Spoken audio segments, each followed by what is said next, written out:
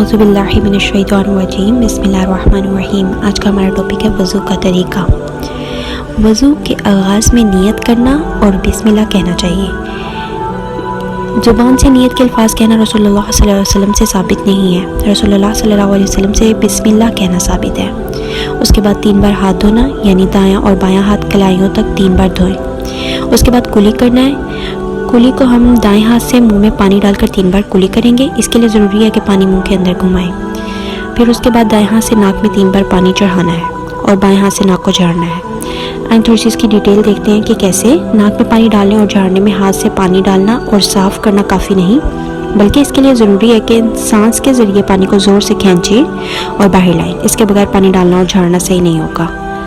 ایک ہی چلو سے کلی کرنا اور ناک میں پانی ڈالنا بھی ثابت ہے۔ اس کے بعد پورا چہرہ دھونا، اس میں سر کے بال کے اگنے کی جگہ سے لے کر تھوڑی تک اور چوڑائی میں ایک کان سے دوسرے کان تک کا پورا حصہ شامل ہے، اور مرد حضرات داڑھی کا خلال کرنا مسنون ہے ان کے لیے۔ اس کے بعد دونوں بازوؤں کا کونیوں تک دھونا، یعنی پہلے دایاں اور پھر بایاں بازو کونی تک دھونا چاہیے۔ اس کے بعد سر کا مسح کرنا۔ گردن کا مسح کرنا رسول اللہ صلی اللہ علیہ وسلم سے ثابت نہیں ہے۔ سر کا مسح کرنے کا طریقہ ہے کہ دونوں ہاتھوں کو آگے سے پیچھے کی جانب اور پھر پیچھے سے آگے کی جانب لے کر جائیں۔ پھر شہادت کی دونوں انگلیوں کو کانوں کے سوراخوں میں ڈال کر کان کے اندرونی حصوں کا مسح کریں۔ پھر دونوں انگوٹھوں سے کان کے بیرونی حصے کا مسح کریں۔ اس کے بعد اب باری آتی ہے پاؤں کی، تو ہمیں دونوں پاؤں کو ٹخنوں تک دھونا ہے، یعنی پہلے دایاں اور پھر بایاں پاؤں ٹخنوں تک دھونا چاہیے۔ پاؤں دھوتے ہوئے انگلیوں کا خلال کرنا ہے۔ وضو مکمل کرنے کے بعد مسنون دعائیں ہیں جو پڑھنی ہیں۔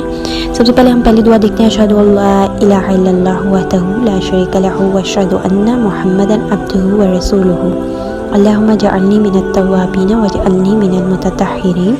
اس کا ترجمہ دیکھتے ہیں۔ میں گواہی دیتی ہوں کہ اللہ تعالیٰ کے سوا کوئی معبود نہیں، وہ ایک ہے، اس کا کوئی شریک نہیں، اور یہ کہ محمد صلی اللہ علیہ وسلم اس کے بندے اور رسول ہیں۔ اے اللہ، مجھے توبہ کرنے والوں اور پاکیزگی اختیار کرنے والوں میں سے بنا دیجیے۔